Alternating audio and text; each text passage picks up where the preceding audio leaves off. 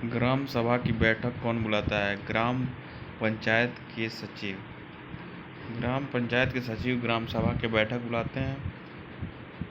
पंचायत की अध्यक्षता गांव के अध्यक्ष द्वारा की जाती है, जिसे सरपंच के रूप में जाना जाता है। निर्वाचन प्रतिनिधियों का कार्यकाल 5 वर्ष का होता है।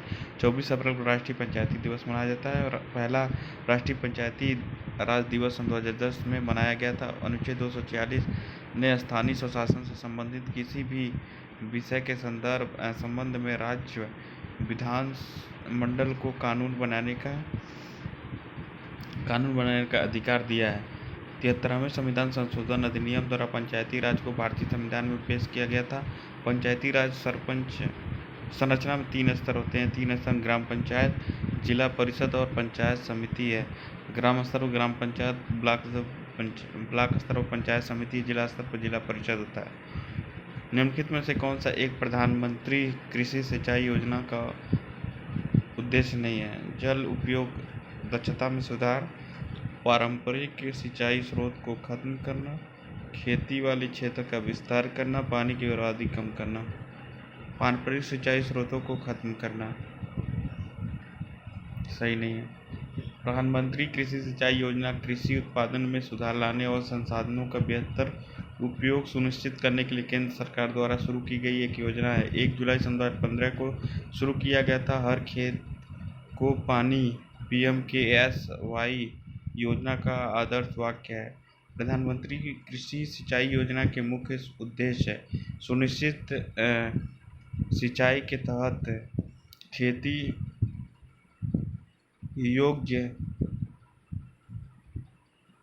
क्षेत्र का विस्तार करना, जल उपयोग दक्षता में सुधार करना, जलवाही स्तर को पुनर्भरण को बढ़ाना और जल संरक्षण प्रथाओं को लागू करना, पानी की बर्बादी कम करने के लिए खेत में पानी के उपयोग दक्षता में सुधार करना, परिशुद्धता सिंचाई और अन्य जल बचत तकनीकों को अपनाना। एकीकृत बाल विकास योजना कब शुरू हुआ था? 2 अक्टूबर 1975 को। एकीकृत बाल विकास योजना 2 अक्टूबर 1975 को शुरू की गई। एकीकृत बाल विकास योजना ICDS 6 वर्षों से कम आयु के बच्चों और उनकी माताओं को भोजन, पूर्व विद्यालय शिक्षा, प्राथमिक स्वास्थ्य सेवा, टीकाकरण, स्वास्थ्य जांच और रेफरल सेवाएं प्रदान करती है। महिला बाल विकास मंत्रालय एकीकृत बाल विकास योजना के कार्यान्वयन मंत्रालय है। ICDS योजनाओं में 6 सेवाएं शामिल है: पूरक पोषक, प्री स्कूल, गैर औपचारिक शिक्षा, पोषण, स्वास्थ्य शिक्षा, टीकाकरण, स्वास्थ्य जांच और परामर्श सेवाएं। श्याम प्रसाद मुखर्जी रूर्बन मिशन को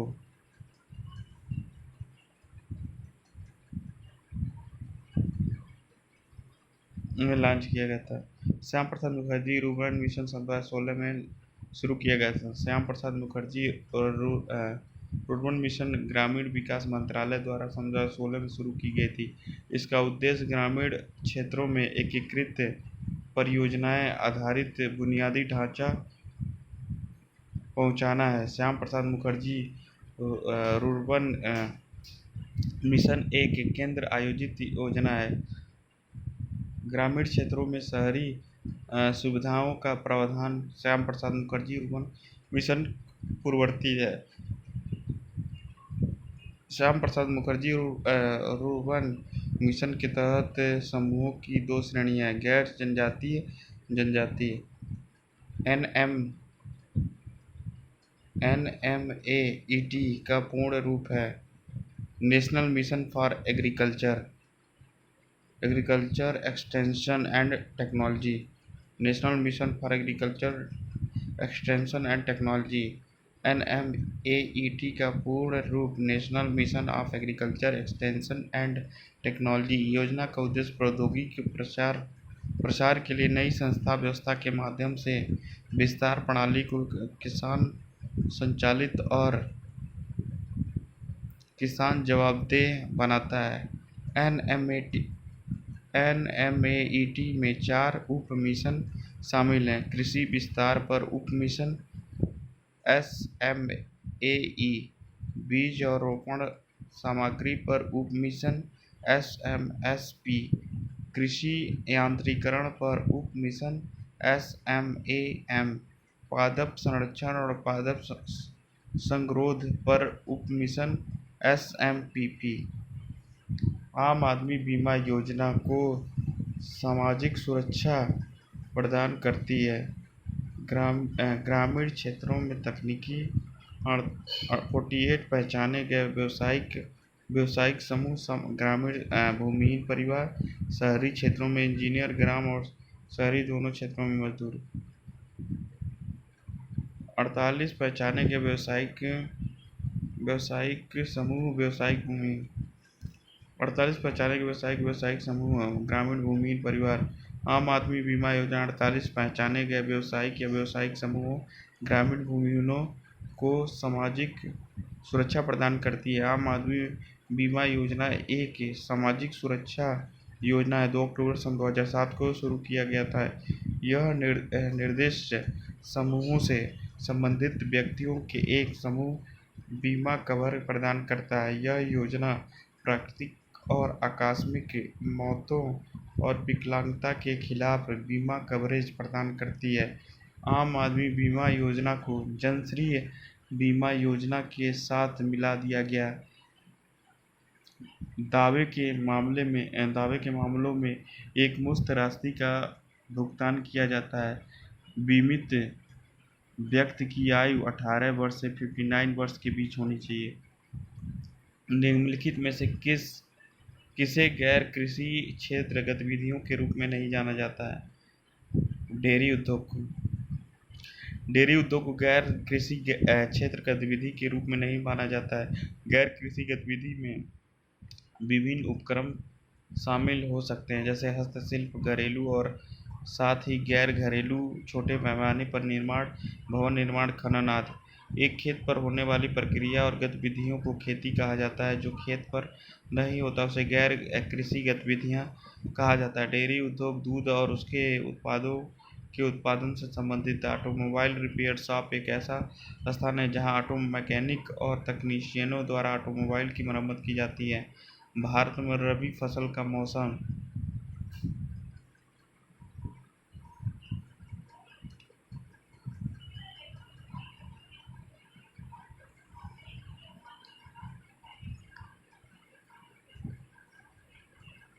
अक्टूबर से मार्च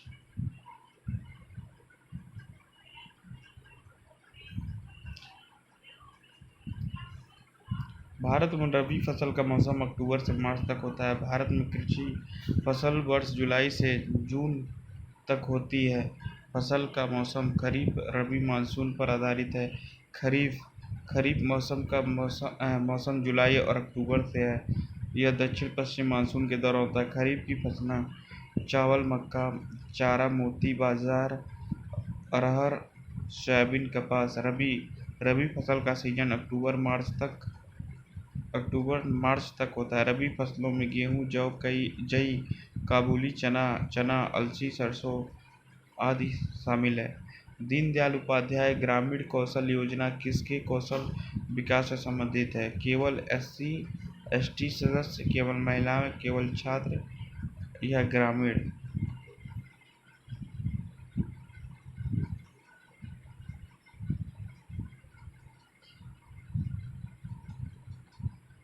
ग्रामीण युवा।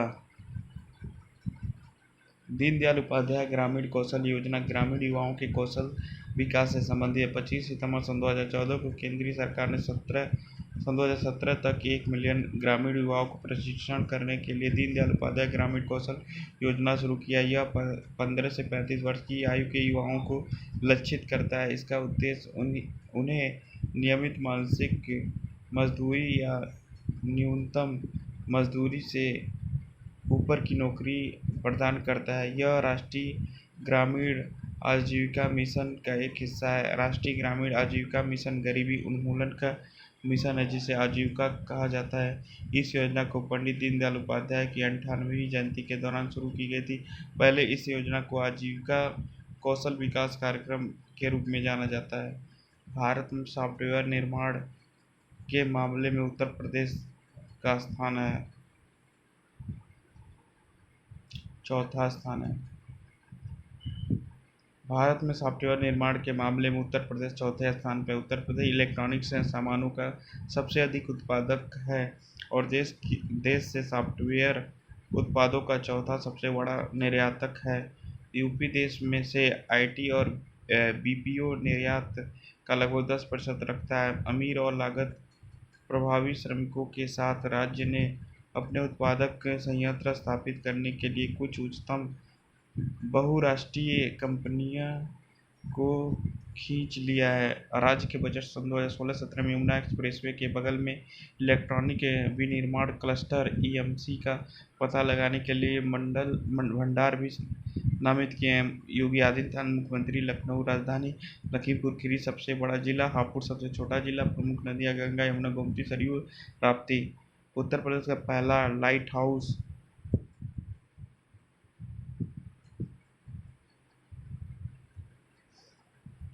लखनऊ में बनाया गया है।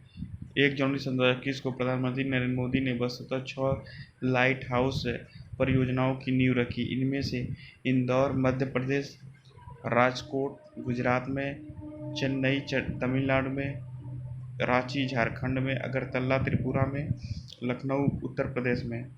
इन्हें global housing technology challenge India पहल के एक भाग के रूप में विकसित किया गया है, जिसके तहत प्रत्येक स्थान पर 1000 घरों में एक वर्ष में 6 अलग-अलग तकनीकों का उपयोग करके निर्माण किया जाना है। जीएचटीसी भारत का उद्देश्य आवास निर्माण क्षेत्र में नवीन तकनीकों को अपनाना है। लाभार्थियों को पानी की आपूर्ति, बिजली और रसोई गैस कनेक्शन जैसे सुविधाएं प्रदान करने के लिए अन्य सरकारी योजनाओं को भी इन परियोजनाओं से जोड़ा गया है। लाइट हाउस विकसित करने में उपयोग की जाने वाली प्रौद्योगिकियां: इंदौर पूर्व निर्मित सैंडविच पैनल सिस्टम तकनीक का इस्तेमाल किया जाएगा। राजकोट फ्रांस से टनलिंग अखंड कंक्रीट निर्माण प्रणाली। चेन्नई संयुक्त राज्य अमेरिका और फिनलैंड से ठोस तकनीकी। रांची जर्मनी से 3D तकनीकी। अगरतला भूकंप प्रतिरोधी घरों के निर्माण के लिए स्टील फ्रेम तकनीकी का इस्तेमाल किया जाएगा। लखनऊ कनाडा से पूर्व निर्मित दीवार और प्रौद्योगिकी। भारत में केंद्रीय औषधि अनुसंधान संस्थान CDRI कहाँ स्थित है? लखनऊ में। भारत में केंद्रीय औषधि अनुसंधान संस्थान लखनऊ में स्थित है। केंद्रीय औषधि अनुसंधान संस्थान CDRI लखनऊ उत्तर प्रदेश में स्थित है। एक बहुविषयक अनुसंधान प्रयोगशाला है। यह जैव चिकित्सा विज्ञान के विभिन्न क्षेत्रों के वैज्ञानिकों कार्मिकों को नियुक्त करता है। यह उन 39 प्रयोगशालाओं में से है जो भारत के वैज्ञानिक और औद्योगिक अनुसंधान परिषद CSIR के तत्वाधान में काम करती हैं। केंद्रीय औषधि अनुसंधान संस्था का औपचारिक उद्घाटन 17 फरवरी 1951 को तत्कालीन प्रधानमंत्री पंडित जवाहरलाल नेहरू ने किया था। केंद्रीय प्रदूषण नियंत्रण बोर्ड, केंद्रीय सांख्यिकी संगठन, वैज्ञानिक और प्रौद्योगिक अनुसंधान परिषद, भारतीय मानक ब्यूरो, भारतीय खाद्य सुरक्षा और मानक प्राधिकरण FSAI, भारतीय दूरसंचार नियामक प्राधिकरण TRAI नई दिल्ली में है। भारतीय लघु उद्योग विकास बैंक SIDBI लखनऊ में है। भारतीय अंतरिक्ष अनुसंधान संगठन बेंगलुरु में। राष्ट्रीय वैमानिकी प्रयोगशाला बेंगलुरु में है। ग्राम पंचायतों के संगठन का प्रावधान भारत के संविधान के अंतर्गत निहित है। मौलिक अधिकार पृष्ठ 6 अनुसूची। राज्य के नीति निर्देशक सिद्धांत। ग्राम पंचायतों के संगठन का प्रावधान भारत के संविधान में राज्य के नीति निर्देशक सिद्धांतों के अंतर्गत निहित है। भारतीय संविधान के अनुच्छेद 4 के तहत अनुच्छेद 36 से 51 राजनीति के निर्देशक सिद्धांतों से संबंधित है। राजनीति के निर्देशक सिद्धांत आयरलैंड के संविधान से गृहीत है। राज्य के नीति निर्देशक सिद्धांतों को 3 प्रकारों में वर्गीकृत किया जा सकता है: सामाजिक सिद्धांत, गांधीवादी सिद्धांत, उदार बौद्धिक सिद्धांत। भारत सरकार ने वर्ष पहली बार राष्ट्रीय कृषि नीति की घोषणा की थी।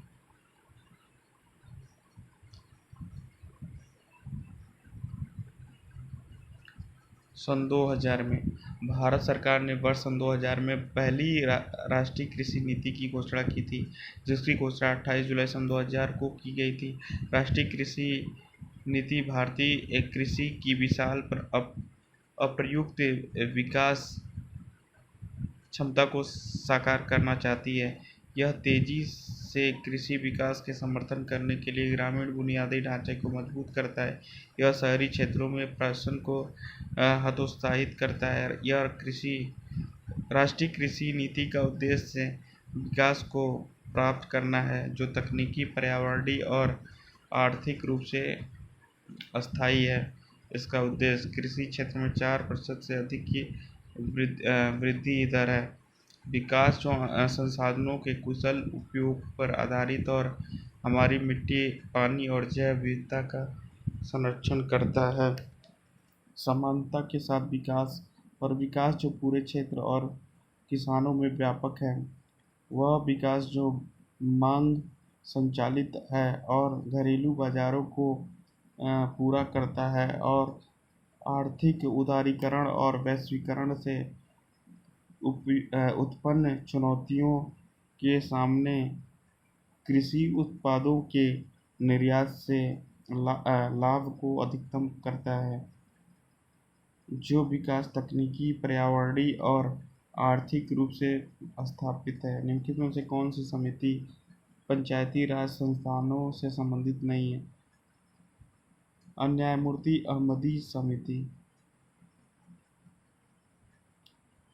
न्यायमूर्ति अहमदी समिति पंचायती राज से संस्थानों से संबंधित नहीं है। 1998 में अहमदी को सुप्रीम कोर्ट का जज नियुक्त किया गया था।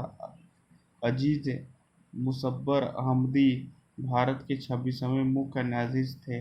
उन्होंने 1989 में सुप्रीम कोर्ट न्यायिक सेवा समिति में अध्यक्ष के रूप में काम किया था। पंचायती राज संस्थाओं से संबंधित बलवंत राय मेहता, अशोक मेहता समिति और LM सिंघवी समिति।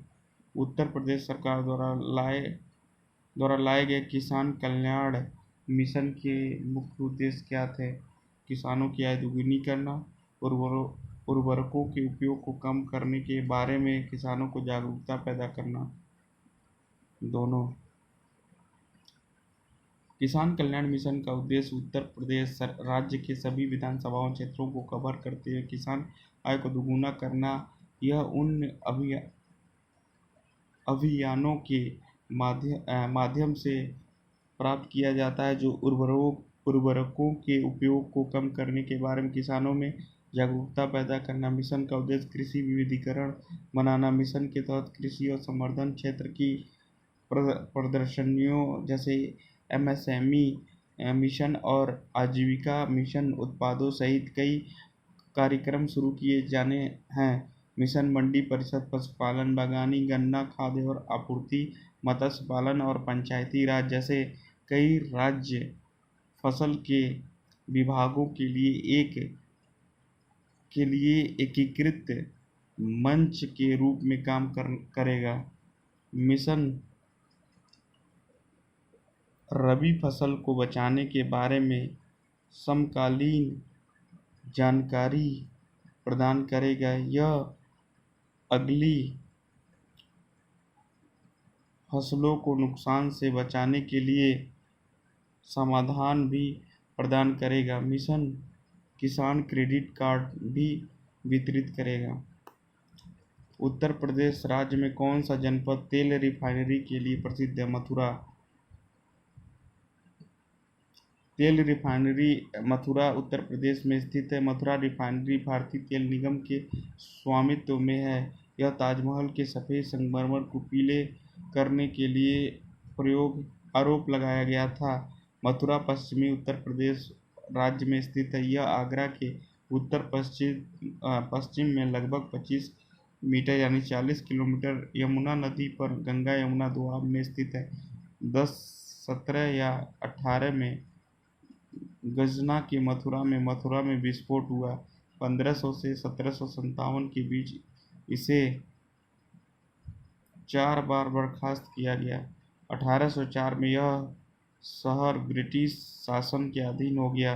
सरकारी संग्रहालय मथुरा 1874 में स्थापित।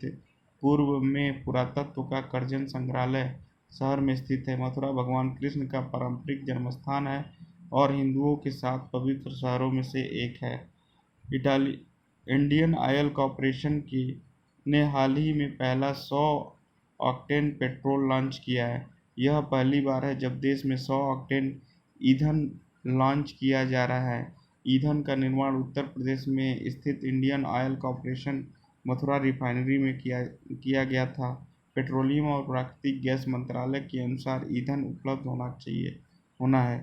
किसानों को सौर ऊर्जा का उपयोग करने के लिए प्रोत्साहन करने के लिए कृषि सौर नीति शुरू करने वाला पहला राज्य कौन सा है?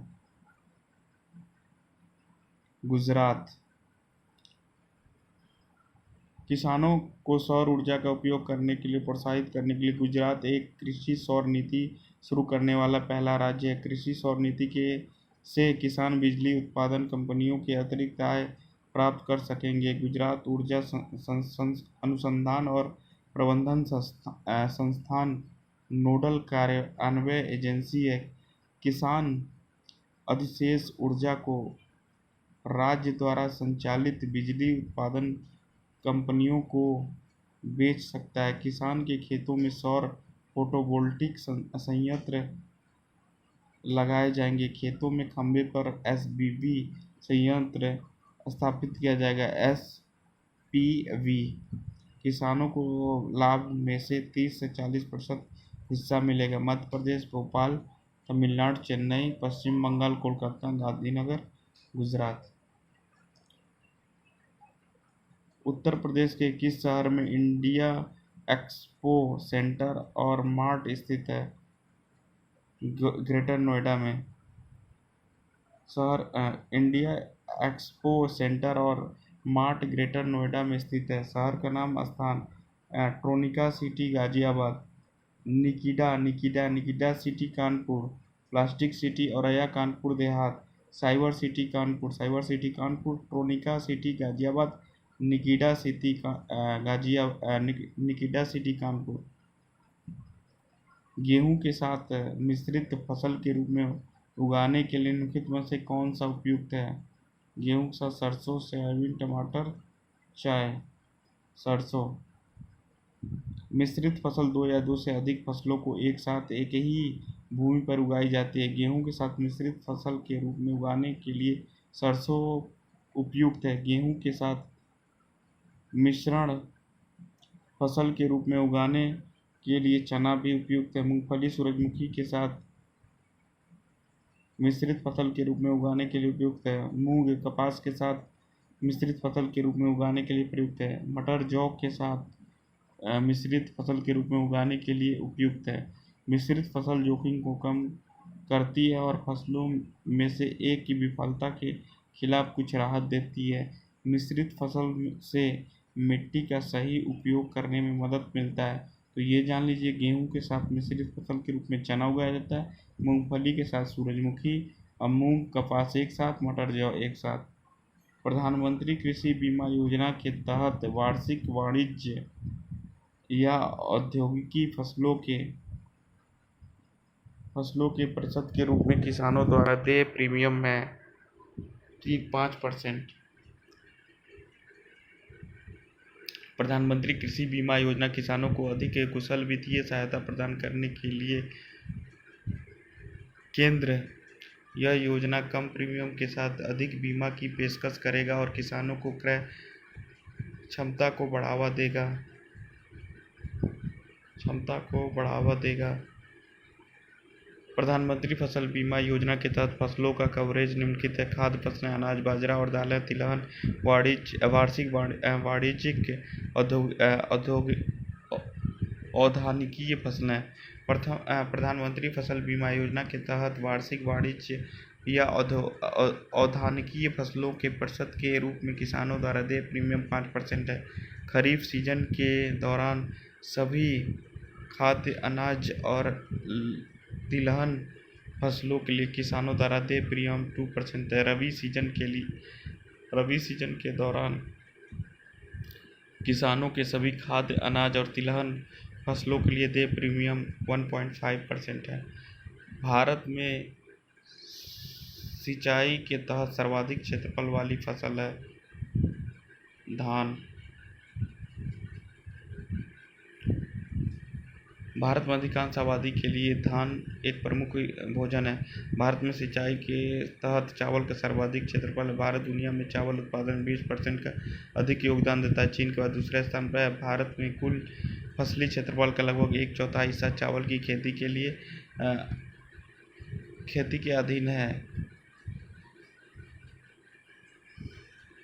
चावल एक खरीफ की फसल है। इसके लिए 25 डिग्री सेंटीग्रेड से अधिक तापमान, 100 सेंटीमीटर से अधिक वार्षिक वर्षा के साथ उच्च आर्द्रता की आवश्यकता होती है। गेहूँ भारत में दूसरी सबसे महत्वपूर्ण अनाज की फसल है।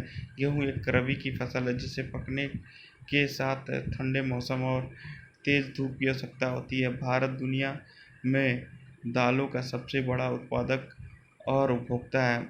भारत में उगाई जाने वाली प्रमुख दालें अरहर, उड़द, मूंग, मसूर और मटर है। तिलहन का उत्पादन खाद्य तेलों को निकालने के लिए किया जाता है। भारत में उत्पादित प्रमुख तेल मूंगफली बीज, सरसों, नारियल, सीसम तेल, सोयाबीन, अरंडी के बीज, कपास के बीज, अलसी और सूरजमुखी हैं। बड़ा इमामबाड़ा स्मारक कहाँ स्थित है? लखनऊ में है। बड़ा इमामबाड़ा इसे असफ़ई इमामबाड़ा के नाम से भी जाना जाता है। इसे आसफ उद दौला ने बनाया था। कौन बनाया था? बड़ा इमामबाड़ा को आसफ उद दौला ने बनाया था। वह 1774 में अवध के नवाब थे। बड़ा इमामबाड़ा की डिजाइन किफ़ायत उल्लाह थे। संरचना में गोथिक प्रभावों के साथ राजपूत और मुगल वास्तुकला का निर्माण है। यह लखनऊ उत्तर प्रदेश में स्थित है। लखनऊ उत्तर प्रदेश राजधानी लखनऊ। राज्यपाल आनंदीबेन पटेल, प्रधानमंत्री योगीनाथ, राजस्थान, हरियाणा, दिल्ली, मध्य प्रदेश, छत्तीसगढ़, बिहार, झारखंड, उत्तराखंड और हिमाचल प्रदेश राज्यों के साथ अपनी सीमा साझा करते हैं। नेपाल के साथ अपनी अंतर्राष्ट्रीय सीमा साझा करता है। वर्षा बीमा योजना, जिसे वर्षा बीमा कहा जाता है, कब शुरू की गई थी? जनरल इंश्योरेंस कॉर्पोरेशन ऑफ, भारतीय कृषि बीमा कंपनी निगम, भारतीय किसान उर्वरक संगठन।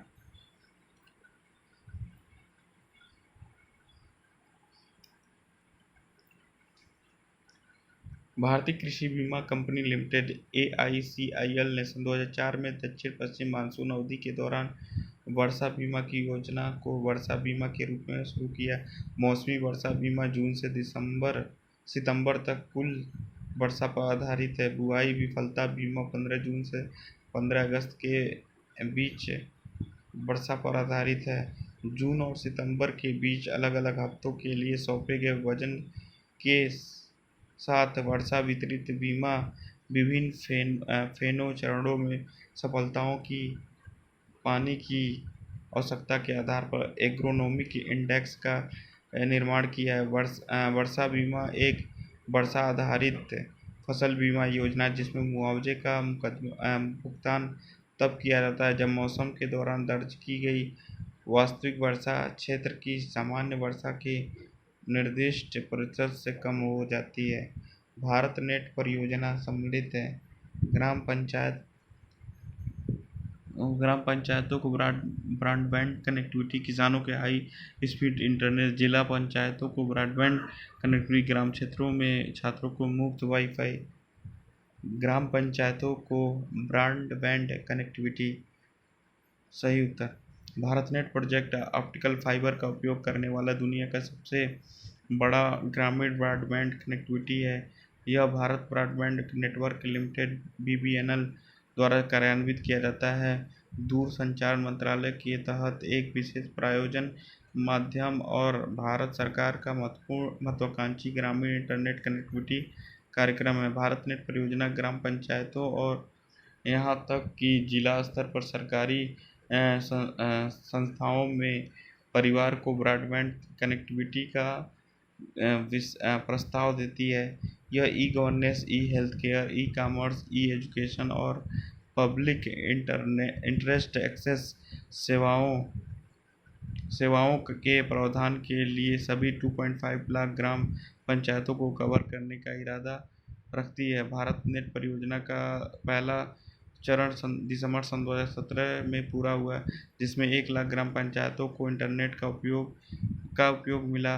अब तक 83,000 ग्राम पंचायतें जुड़ चुकी हैं। इसका उद्देश्य राज्यों और निजी क्षेत्रों के साथ साझेदारी में डिजिटल इंडिया कार्यक्रम के उद्देश्यों को पूरा करने के लिए भारत के सभी घरों, विशेष रूप से ग्रामीण परिवारों की मांग किफ़ायती हाई स्पीड इंटरनेट कनेक्टिविटी के माध्यम से होता है। राष्ट्रीय ऑप्टिकल फाइबर नेटवर्क (NOFN) अक्टूबर सन 2011 में शुरू किया गया था। इसे सन 2015 में भारत नेट परियोजना के रूप में फिर से नया नाम दिया गया था। संचार मंत्रालय ने राष्ट्रीय ब्रॉडबैंड मिशन शुरू किया है, जो देश भर में विशेष रूप से ग्रामीण और दूर दराज के क्षेत्रों में ब्रॉडबैंड सेवाओं के लिए सार्वभौमिक और समान पहुंच की सुविधा प्रदान करेगा।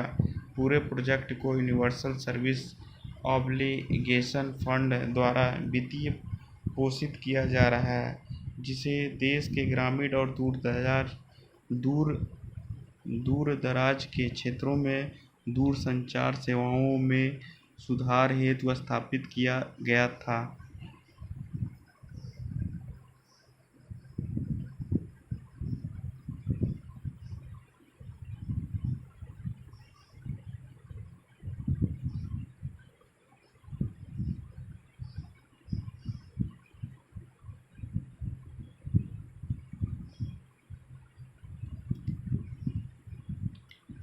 प्रधानमंत्री जीवन ज्योति बीमा योजना भारत में स्टार्टअप को बढ़ावा देने और समर्थन करने के लिए सरकार समर्थित जीवन बीमा योजना।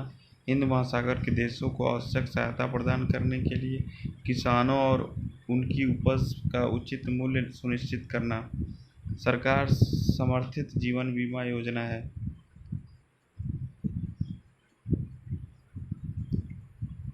प्रधानमंत्री नरेंद्र मोदी ने प्रधानमंत्री सुरक्षा बीमा योजना, प्रधानमंत्री जीवन ज्योति बीमा योजना, अटल पेंशन योजना जैसे 3 सामाजिक सुरक्षा योजनाएं शुरू की।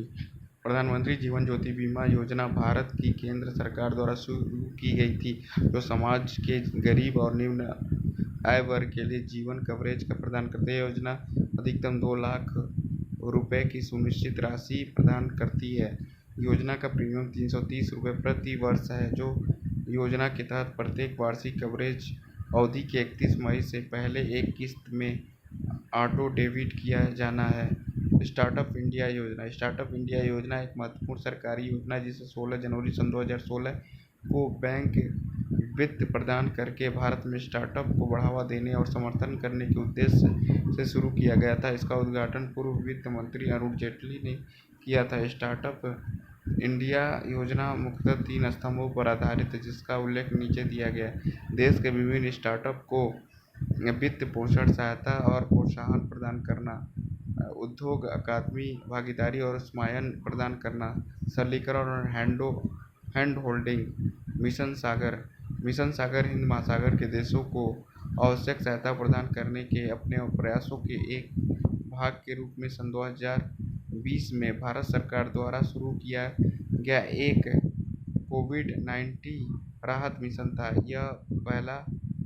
यह पल भारत और उसके समुद्री पड़ोसियों के बीच आर्थिक और सुरक्षा सहयोग के लिए एक दृष्टिकोण था। सन 2020 में 3 मिशनों की एक श्रृंखला शुरू की गई थी, जिन्हें भारतीय नौसेना के जहाज़ों द्वारा अंजाम दिया गया था। इन जहाज़ों ने भारत के राष्ट्रीय समुद्री साझेदारों के बंदरगाहों के लिए दवाएं जैसी आवश्यक सामान खरीदेंगे। प्रधानमंत्री आशा योजना। प्रधानमंत्री अन्नदाता आय संरक्षण अभियान पीएम आशा एक ऐसी योजना जिसका उद्देश्य किसानों और उनकी उपज का उचित मूल्य सुनिश्चित करना है। खरीद प्रक्रिया को मजबूत करने और पीएम आशा योजना किसानों की आय में काफ़ी हद तक सुधार करेगी। निम्नलिखित में कौन सा एक पंचायत का कार्य नहीं है? नीति निर्धारण, कार्यों की निगरानी, परियोजनाओं का पर्यवेक्षण और परियोजनाओं का निष्पादन। नीति निर्धारण।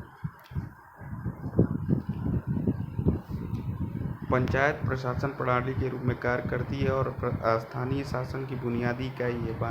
1992 संविधान संशोधन द्वारा भारत की आधुनिक पंचायत राज प्रणाली की शुरुआत की गई और इसे संविधान की 11वीं अनुसूची के रूप में जोड़ा गया। अध्यक्ष पद सहित सभी सीटों का 1/3 महिलाओं के लिए आरक्षित होना चाहिए। कुछ राज्यों में सभी सीटों में से आधी सीट महिलाओं के लिए आरक्षित है।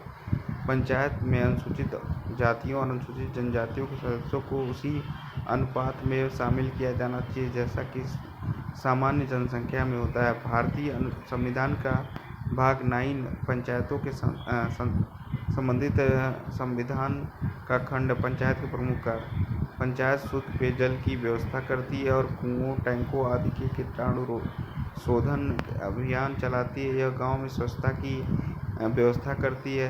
यह लोगों के स्वास्थ्य में सुधार के लिए प्रयास करती है और इस उद्देश्य के लिए अस्पतालों और औषधालयों को खोलती है। यह गलियों में बिजली की व्यवस्था करती है, माल बीज की व्यवस्था करती है और ग्रामीणों को कृषि के उन्नत वैज्ञानिक तरीकों से परिचित कराती है।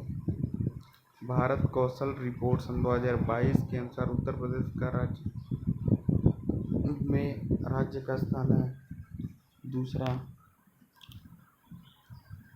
विवॉक्स द्वारा जारी भारत कौशल रिपोर्ट ISR सन 2020 का 9वां संस्करण है, जिसमें महाराष्ट्र ने रोजगार योग्य प्रतिभाओं के उच्चतम सर्वेक्षण वाले राज्यों की सूची में शीर्ष स्थान बरकरार रखा है, जिसके बाद उत्तर प्रदेश और केरल का स्थान है।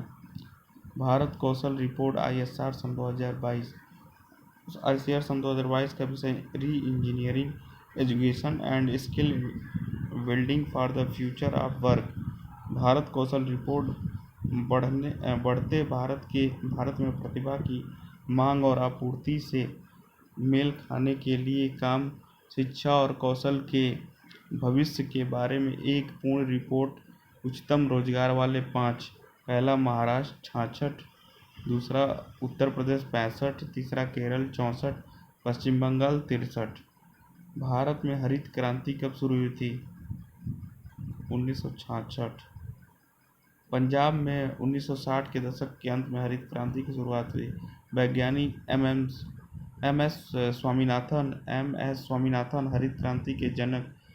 यह आंदोलन 1978 तक चला, जिसमें बड़ी सफलता मिली। भारत मुख्य रूप से कृषि पर आधारित है, लेकिन ब्रिटिश शासन के समय में देश में कई अकाल देखे। इस प्रकार कृषि को बढ़ावा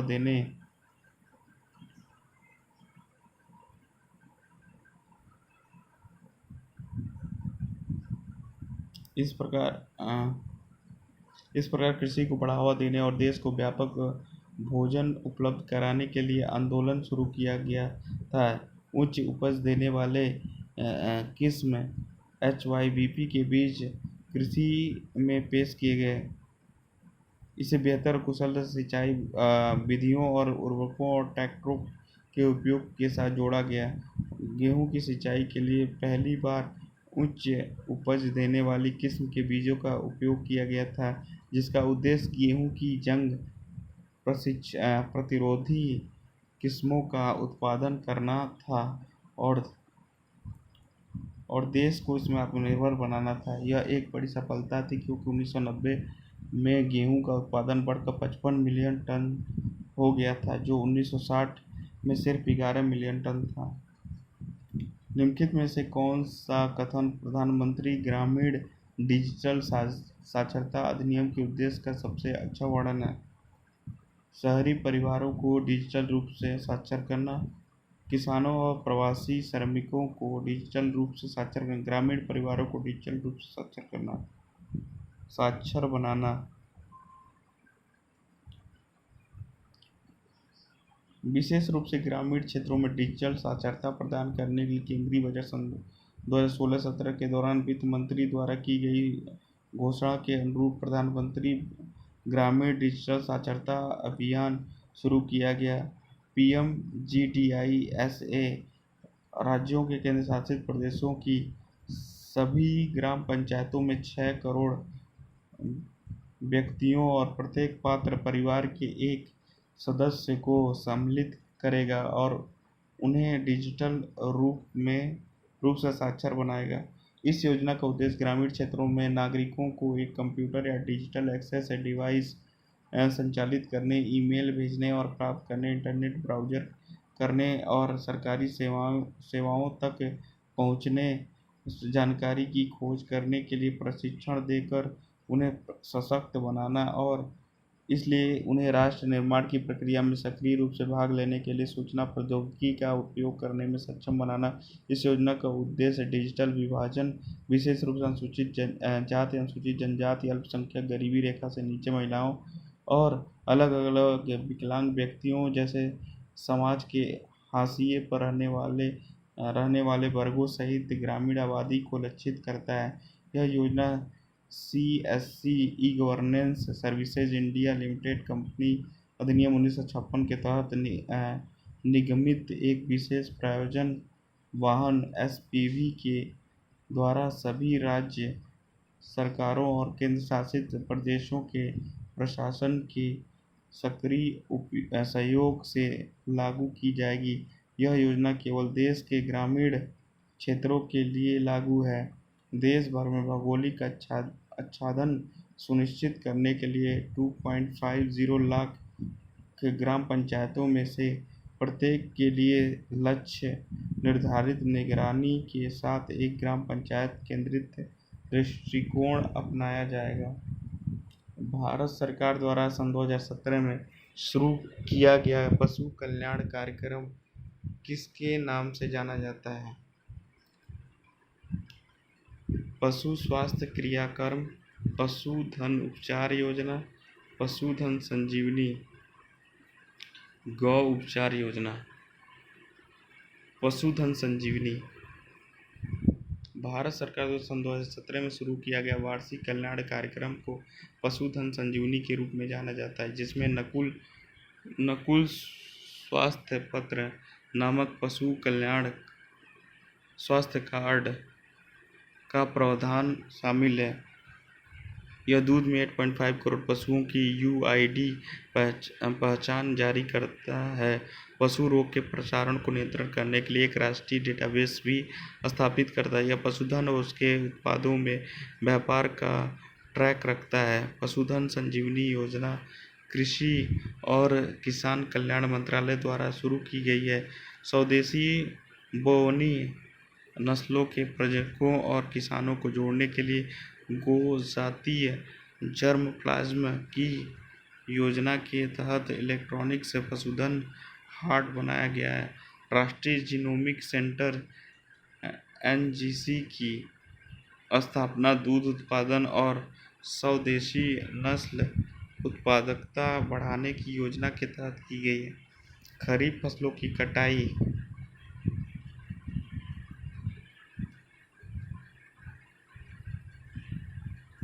सितंबर-अक्टूबर में की जाती है।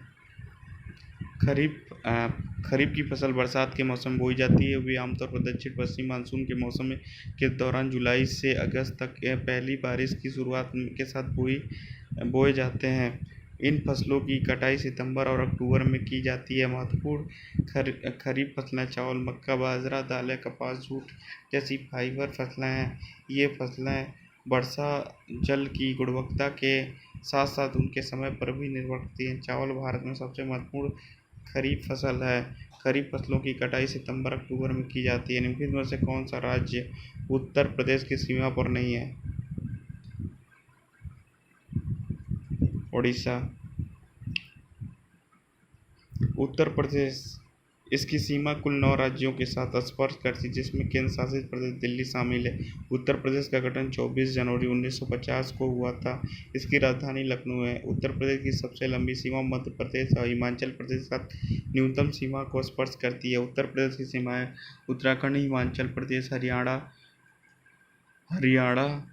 राजस्थान, मध्य प्रदेश, छत्तीसगढ़ और झारखंड, बिहार और दिल्ली है। सोनभद्र उत्तर प्रदेश का एकमात्र जिला है जो अधिकांश राज्यों को छूता है।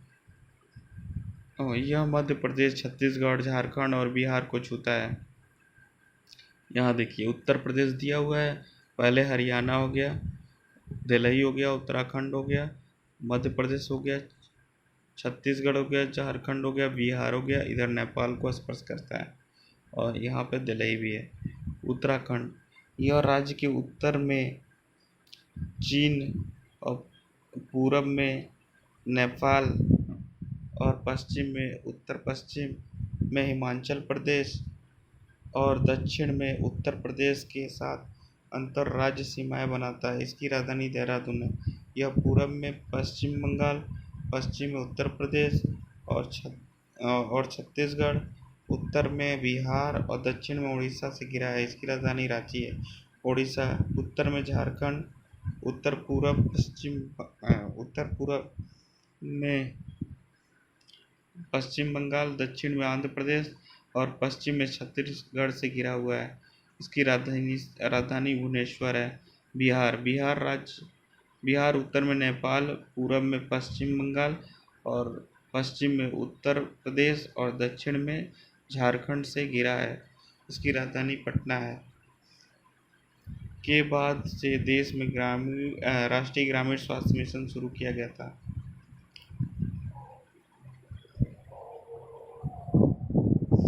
सन 2005 12 अप्रैल 2005 को भारत में राष्ट्रीय ग्रामीण स्वास्थ्य मिशन शुरू किया गया था। राष्ट्रीय ग्रामीण स्वास्थ्य मिशन को भारत सरकार के स्वास्थ्य और परिवार कल्याण मंत्रालय द्वारा शुरू किया गया था। राष्ट्रीय ग्रामीण स्वास्थ्य मिशन और राष्ट्रीय शहरी स्वास्थ्य मिशन को भारत सरकार द्वारा सन 2013 में स्थायी सदस्यता दी गई थी। राष्ट्रीय स्वास्थ्य मिशन शुरू किया गया था। स्वयं सहायता समूह में बचत और ऋण की गतिविधियों के बारे में निर्णय कौन लेता है? निजी बैंक, भारतीय रिजर्व बैंक, समूह के सदस्य। स्वयं सहायता समूह सेल्फ हेल्प ग्रुप SHG 15 से 20 लोगों की वित्तीय समिति है। यह आमतौर पर एक गांव या अन्य आर्थिक रूप से पिछड़े क्षेत्र में आधारित होता है और इसका उद्देश्य संसाधनों का एकीकरण करना है और मामलों के आधार पर किसी मामले पर सदस्यों को ऋण प्रदान करता है। गिर केसर, जिसे भौगोलिक संकेत GI अंकित दिया गया, निम्न में किसकी प्रसिद्ध किस्म है? आम का सन 2011 में चेन्नई के भौगोलिक संकेत रजिस्टर द्वारा GI अंकित गुजरात क्षेत्र में उगाए जाने वाले आमों के लिए गिर से याद रखें, गुजरात के लिए आमों के लिए केसर नाम को विशिष्ट बना दिया। आम की केसर किस्म को आकर्षक फलों में से एक माना जाता है जो अपनी गुणवत्ता, गूदे, रंग और स्वाद के लिए प्रसिद्ध है। यह गुजरात राज्य और महाराष्ट्र में भी व्यापक रूप से उगाया जाता है। यह अच्छी प्रसंस्करण गुणवत्ता का इसलिए आम के गूदे, रस और अचार के प्रसंस्करण के लिए उपयोग किया जाता है। यह गुजरात का पहला कृषि उत्पाद और भारत में दूसरा आम किस्म उत्तर प्रदेश के दशहरी आम के बाद बन गया जिसे GI अंकित अर्जित की है। केसर, कश्मीरी केसर को भौगोलिक संकेत अंकितक का दर्जा मिला है।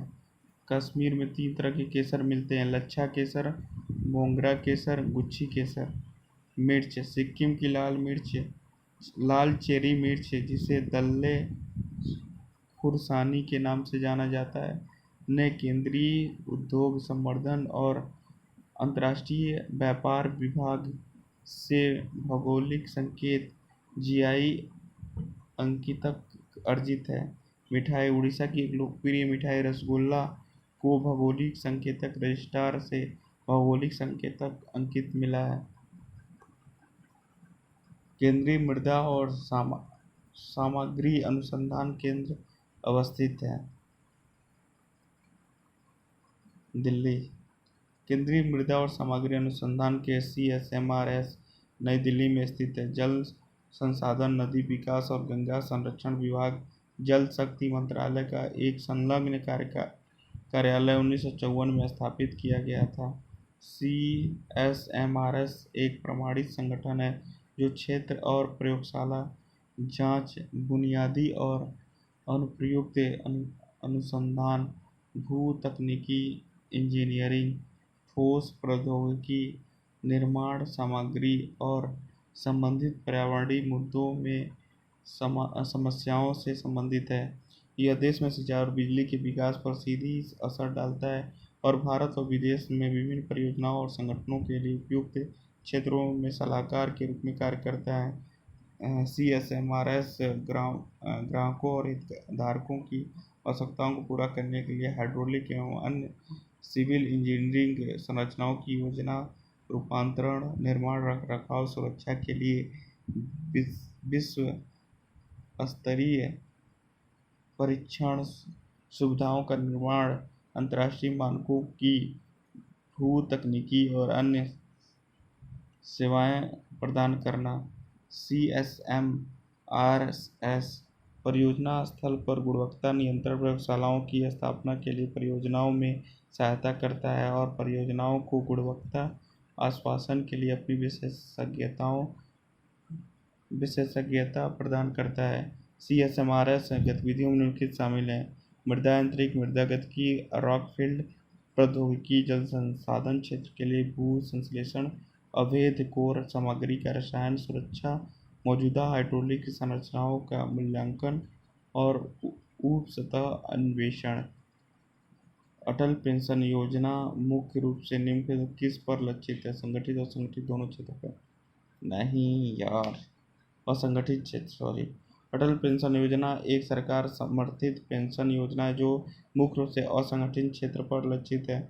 9 मई सन 2015 को सरकार द्वारा 1,000 रुपये से 5,000 रुपये के बीच परिभाषित पेंशन प्रदान करने के लिए शुरू की गई एक सामाजिक सुरक्षा योजना है, जिसका उद्देश्य 60 वर्ष के आयु के बाद न्यूनतम पेंशन की गारंटी के साथ असंगठित क्षेत्र के श्रमिकों को विशेष रूप से वृद्धावस्था आय सुरक्षा प्रदान करना। अटल पेंशन, इस योजना में 2.23 करोड़ रुपए का नामांकन है। उल्लेखनीय नामांकन के अलावा इस योजना को देश भर में बड़े पैमाने पर लागू किया गया है, जिसमें सभी राज्यों के केंद्र शासित प्रदेशों को 57.47 के महिला सदस्यता अनुपात के साथ कवर किया गया है। उपस्थित ई पंजीकरण APY किसी भी भारतीय नागरिक द्वारा 18 से 40 वर्ष की आयु के बैंक खाते में रखा जा सकता है और इसकी विशिष्टता 3 विशिष्ट लाभों के कारण है। सबसे पहले वह 60 वर्ष की आयु प्राप्त करने वाला 1,000 रुपये से 5,000 रुपये तक की न्यूनतम गारंटी पेंशन प्रदान करता है। दूसरे, ग्राहक की मृत्यु पर जीवन साथी को पेंशन की राशि की गारंटी दी जाती है। और अंत में, सब्सक्राइबर और पति या पत्नी दोनों की मृत्यु की स्थिति में नॉमिनी को पूरी पेंशन कॉर्पस का भुगतान किया जाता है। PF RDA के बारे में, पेंशन फंड नियामक और विकास प्राधिकरण संसद के एक अधिनियम द्वारा स्थापित वैधानिक प्राधिकरण है। इसका उद्देश्य राष्ट्रीय पेंशन प्रणाली और पेंशन योजनाओं के क्रमिक विकास को विनियमित करना, बढ़ावा देना और सुनिश्चित करना है, जिस पर यह अधिनियम लागू होगा। NPS शुरू में विश्व आर्थिक मंच 1 जनवरी सन 2004 को केंद्र सरकार के कर्मचारियों के रंगरूटों के लिए अधिसूचित किया गया था और बाद में कर्मचारियों के लिए अलग सभी राज्य सरकारों द्वारा अपनाई गई थी। एनपीएस को स्वैच्छिक आधार पर और अपने कर्मचारियों के लिए कॉरपोरेट तक बढ़ाया गया। निम्नलिखित में कौन सा ग्रामीण प्रशासन अधिकारी नहीं है? पटवारी, नगर निगम के वार्ड पार्षद, भूमि रिकॉर्ड अधिकारी, लेखपाल। नगर निगम के वार्ड पार्षद। नगर निगम का वार्ड पार्षद शहरी प्रशासन अधिकारी होता है जो नगर निगम क्षेत्र के प्रतिनिधियों द्वारा चुना जाता है और प्रत्येक वार्ड पार्षद विशिष्ट वार्ड का प्रतिनिधित्व करता है। भूमि अभिलेखों का रख रखाव का कार्य, जिसमें भूमि का मूल्यांकन अभिलेखन रखना प्राथमिक कार्य है। वार्ड पार्षद जनता से शिकायतें प्राप्त करता है और जनता को सलाह देता है कि वे अपने मुद्दों को कैसे हल करें। ग्रामीण प्रशासन अधिकारी के प्रकार। लेखपाल एक ग्रामीण प्रशासन अधिकारी है जो गांव के खातों को संभालता है। लेखपाल द्वारा राजस्व खाते और गांव की भूमि के अभिलेख जैसे विभिन्न ग्रामीण खातों की देखरेख और उन्हें अभिलेखबद्ध किया जाता है। पटवारी वैसा अधिकारी जो गांवों में भूमि के हस्तांतरण के स्वामित्व, बिक्री और खरीद को बनाए रखते हैं। वह भूमि करों के संग्रह के लिए भी उत्तरदायित्व है। पटवारी प्रणाली शुरुआत में शेरशाह सूरी द्वारा की गई थी। भूमि रिकॉर्ड अधिकारी गांव से भू राजस्व एकत्र करने के लिए उत्तराधिकारी होता है, जिन्हें देश के विभिन्न हिस्सों में विभिन्न नामों से जाना जाता है। तहसीलदार या तालुकदार को राजस्व अधिकारी के रूप में जाना जाता है, जो पटवारी के काम को देखते हुए उन क्षेत्रों के प्रमुख को क्रमशः तहसीलदार या तालुकदार के रूप में जाना जाता है। जिला कलेक्टर किसी राज्य के किसी जिले का प्रमुख होता है, जो जिले के समस्त कामकाज का पर्यवेक्षण करता है। तहसीलदार जिला कलेक्टर की देखरेख में काम करता है। अटल भूजल योजना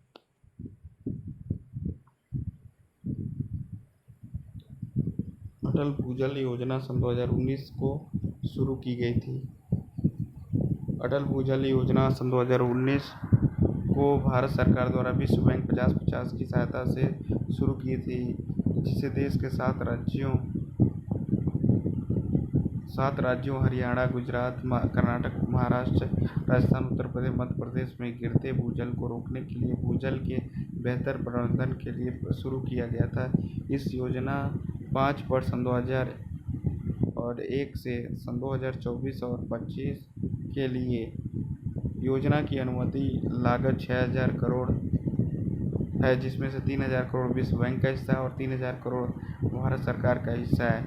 इस योजना के अंदर राजस्थान राज्य के 17 जिलों की 38 पंचायत समितियों की तथा 1144 ग्राम पंचायतों को चिन्हित किया गया है। ग्राम पंचायत राज स्तर पर चिन्हित 1144 के लिए जल संरक्षण योजना तैयार करने का प्रस्ताव विश्व बैंक मुख्यालय वाशिंगटन डीसी, संयुक्त राज्य अमेरिका, राष्ट्रपति डेविड मालपास और जुलाई 1944 ब्रिटेन वुड्स स्थापक जॉन मेडार्ड कीन्स और हैरी डेक्स्टर व्हाइट, मूल संगठन संयुक्त राज्य।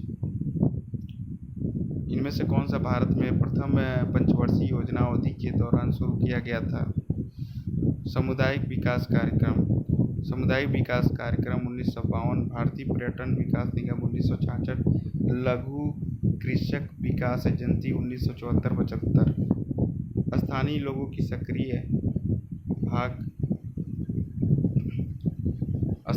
की सक्रिय भागीदारी से देश के ग्रामीण क्षेत्रों का समग्र विकास सामुदायिक विकास कार्यक्रम 1952 के अंतर्गत आता है। पर्यटन को बढ़ावा देने के लिए देश के विभिन्न हिस्सों में हॉस्टल और गेस्ट हाउस का निर्माण और प्रबंधन करना जॉन मेनार्ड कीन्स और हैरी डेक्स्टर व्हाइट, मूल संगठन संयुक्त राष्ट्र।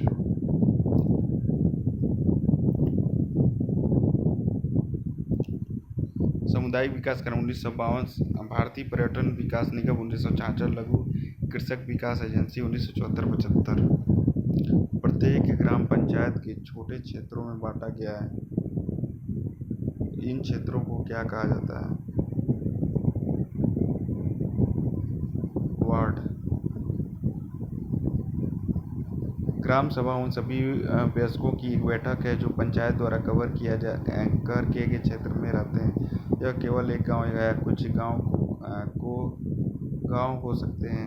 कुछ राज्यों में, जैसे कि ऊपर के दिए गए उदाहरण में, प्रत्येक गांव के लिए एक गांव की बैठक आयोजित की जाती है। कोई भी व्यक्ति जो 18 वर्ष या अधिक आयु का है और उसे वोट देने का अधिकार है, वो ग्राम सभा का सदस्य। प्रत्येक ग्राम सदस्यों के वार्डों अर्थात छोटे क्षेत्रों में विभाजित किया जाता है। प्रत्येक वार्ड एक प्रतिनिधि का चुनाव करता है, जिसे वार्ड सदस्य के रूप में जाना जाता है। ग्राम सभा के सभी सदस्य एक सरपंच का चुनाव करते हैं, जो पंचायत अध्यक्ष होता है। वार्ड पंच और सरपंच ग्राम पंचायत का बनाते हैं। ग्राम पंचायत 5 साल के लिए चुनी जाती है। ग्राम पंचायत में से एक सचिव होता है, जो ग्राम सभा का सचिव भी होता है। यह व्यक्ति निर्वाचित व्यक्ति नहीं है, बल्कि सरकार द्वारा नियुक्त किया जाता है। ग्राम सभा और ग्राम पंचायत की बैठक बुलाने, कार्रवाई को रिकॉर्ड रखने के लिए सचिव जिम्मेदार है। उत्तर प्रदेश की बुक्सा जनजाति का संबंध किस प्रकार की है? बहुविवाह। बुक्सा मुख्य रूप से भारतीय राज्यों उत्तराखंड और उत्तर प्रदेश के रहने वाले स्वदेशी जाति है। उत्तर प्रदेश में जनजाति बिजनौर जिले में पाए जाते हैं। उत्तर प्रदेश बुक्सा को अनुसूचित जनजाति के रूप में वर्गीकृत किया है। इन्हें मेहरा के नाम से जाता है। मेहरा का अर्थ एक जानकार व्यक्ति है। बुक्सा बहुविवाह का अभ्यास करते हैं। बुक्सा विधवा पुनर्विवाह का अभ्यास करते हैं। निम्नलिखित में से कौन सा युग खरीफ की फसलें हैं?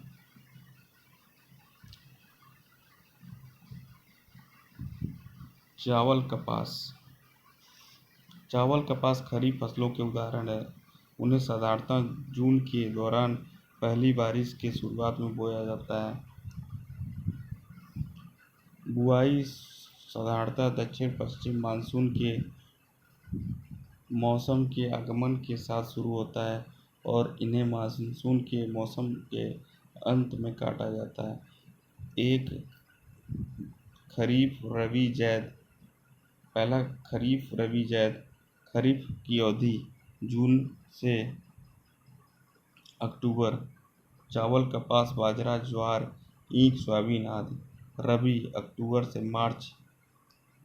बरेली सरसों केंद्र आलमोंड दाल और विभिन्न प्रकार के सब्जी। तीसरा ज़ैद मार्च जून। मकड़ी ककड़ी तरबूजा काली मिर्च टमाटर करेला आदि। लखनऊ योजना संबंधित है विकास से। सड़क के लखनऊ योजना का संबंध सड़कों के विकास से है। भारतीय सड़क कांग्रेस द्वारा 1985 में सड़कों के विकास संबंधित 20 वार्षिक योजना का निर्माण किया गया। इसे लखनऊ प्लान के नाम से जाना जाता है। नायब तहसीलदार विभाग में एक प्रशासनिक पद है। वन राजस्व निर्माण कार्य और कृषि कार्य। नायब तहसीलदार राजस्व विभाग में एक प्रशासनिक पद है। नायब तहसीलदार राजस्व विभाग में एक पद है। नायब तहसीलदार की मुख्य विशेष जिम्मेदारी कर विभाग को संभालना है। आमतौर पर नायब तहसीलदार एक विशेष क्षेत्र में या तहसील में काम करता है। यह तहसीलदार के अधीन काम करता है। आमतौर पर नायब तहसीलदार की भर्ती प्रक्रिया संबंधित राज्य के राज्य लोक सेवा आयोग द्वारा आयोजित की जाती है। कुछ राज्यों में सीधे भर्ती के आधार पर उस तहसीलदार या नायब तहसीलदार के लिए चयन प्रक्रिया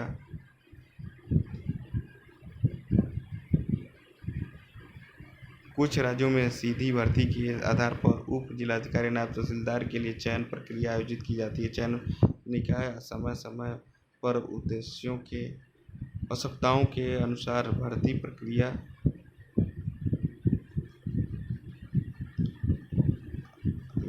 चयन प्रक्रिया में समय पर आवश्यकताओं के अनुरूप भर्ती प्रक्रिया आयोजित करना।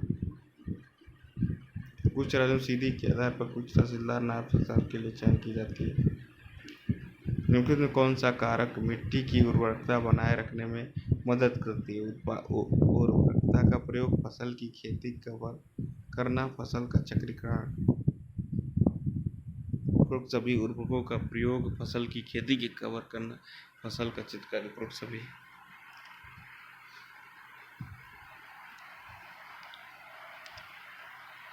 मृदा उर्वरकता के तात्पर्य फसलों की आवश्यक पोषक तत्व प्रदान करने के लिए मिट्टी की क्षमता से है।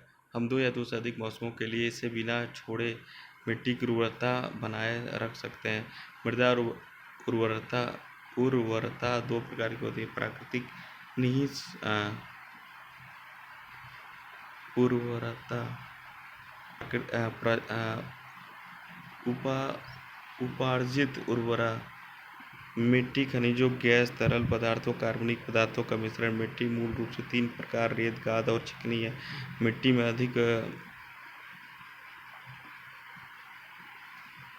में अधिक उर्वरक मिलाने से पोषक तत्व जैसे अवशोषित करने की क्षमता कम हो जाती है। ऐसी स्थिति में जिसके परिणाम स्वरूप फसल की उपज में कमी हो सकती है। गहन फसल के परिणाम स्वरूप मिट्टी के पोषक तत्वों का क्षरण हो जाता है। इस प्रकार फसल की उपज में कमी हो जाती है। निम्नलिखित कारक जो मिट्टी की उर्वरता बनाए रखें: फसल चक्रीकरण, मिट्टी के कटाव को नियंत्रित करना, हरी खाद का उपयोग करना, खरपतवार नियंत्रण, फसल की खेती को कवर करना, उर्वरकों का उपयोग, अच्छा जुताई। निम्नलिखित में कौन सी गरीबी रेखा से रहने वाले लोगों को विद्युत कनेक्शन प्रदान करने का कार्यक्रम है? गरीबी रेखा और MPL, ADS, ग्रामीण ज्योति, कुटीर ज्योति थी और सौभाग्य। ये क्या हो जाएगा इसमें से? कुटीर ज्योति। विद्युत कनेक्शन प्रदान करने का कार्यक्रम कुटीर ज्योति। कुटीर ज्योति कार्यक्रम का उद्देश्य गरीबी रेखा से नीचे BPL वाले परिवारों के विद्युतीकरण को बढ़ावा देना है। इस नीति का उद्देश्य ग्रामीण BPL धारकों परिवारों के घरों में एकल बिंदु प्रकाशन केंद्रीय कनेक्शन का विस्तार करता है। इसमें परिजन और आदिवासी परिवार शामिल हैं। संसद स्थानीय क्षेत्र के विकास योजना के सदस्य भारत सरकार सन 2022 द्वारा 23 दिसंबर 1993 को शुरू किया गया था। एक कार्यक्रम है जिसमें संसद के सदस्य एक बेहतर समाज बनाने के लिए अपने निर्वाचक क्षेत्रों में विकासात्मक कार्य का सुझाव दे सकते हैं। दीनदयाल उपाध्याय ग्राम ज्योति योजना जुलाई सन 2015 में देश के ग्रामीण क्षेत्रों में निरंतर बिजली आपूर्ति प्रदान करने के उद्देश्य से शुरू की जाती है।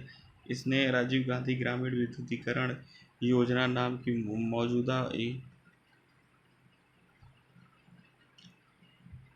ग्रामीण विद्युतीकरण को मौजूदा योजना को बदल दिया है। सौभाग्य स्कीम के प्रधानमंत्री सलाहकार बिजली। सौभाग्य स्कीम से प्रधानमंत्री मंत्री सहज बिजली हर घर योजनाएं भी कहा जाता है। प्रधानमंत्री सहज बिजली हर घर योजना भी कहा जाता है। प्रधानमंत्री नरेंद्र मोदी तथा सितंबर सन 2017 में शुरू की गई थी। इस योजना का उद्देश्य सन 2018 तक विद्युतीकरण प्रक्रिया पूरा हो सके। कर्मा उत्तर प्रदेश की किस जनजाति से संबंधित है? खैरवार। कर्मा नृत्य खैरवार जनजाति से संबंधित है। यह उत्तर प्रदेश के एक अनुसूचित जनजाति और यह उत्तर प्रदेश के बलिया, देवरिया, गाजीपुर, वाराणसी और सोनभद्र जिले में पाया जाता है। यह हिंदू धर्म को मानते हैं। यह जीवित पुत्रिका कर्म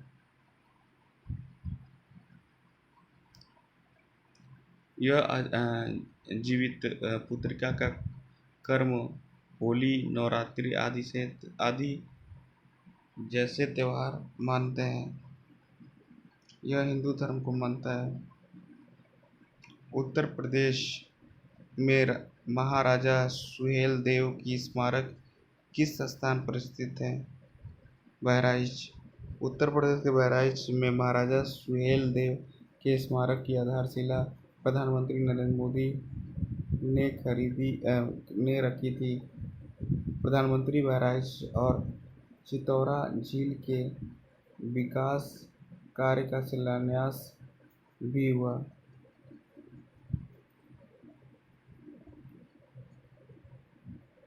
चितौरा झील के बीच कार्य का शिलान्यास भी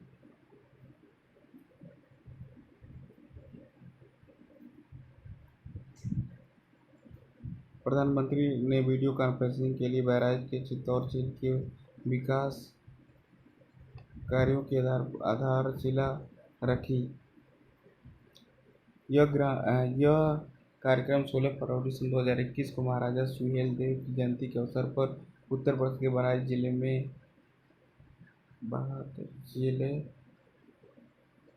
आयोजित किया। उत्तर प्रदेश के बहराइच जिले में आयोजित किया जाता है। हमने महाराजा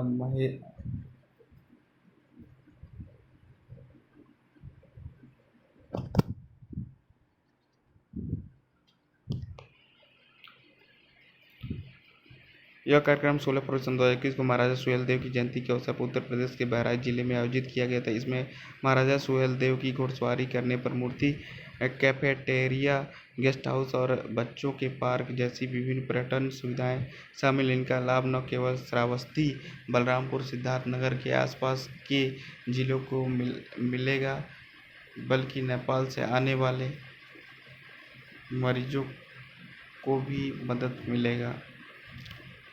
11वीं शताब्दी में महाराजा सुहेल देव श्रावस्ती के सम्राट थे। सुहेल देव ने महमूद गजनवी के भतीजे सरल समुद्र की हत्या कर दी। राजभर और पासी जाति के लोग इन्हें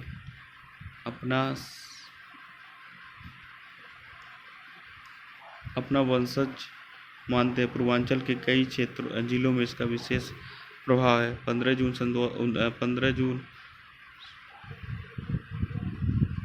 1033 को बहराइच के चितौरा झील के तट पर श्रावस्ती के राजा सुहेल देव और सैयद सलर महसूद के बीच युद्ध हुआ था। इस लड़ाई में सुहेल देव की सेना ने सालार मसूद की सेना को नष्ट कर दिया। इस तरह हमारा ये भी खत्म।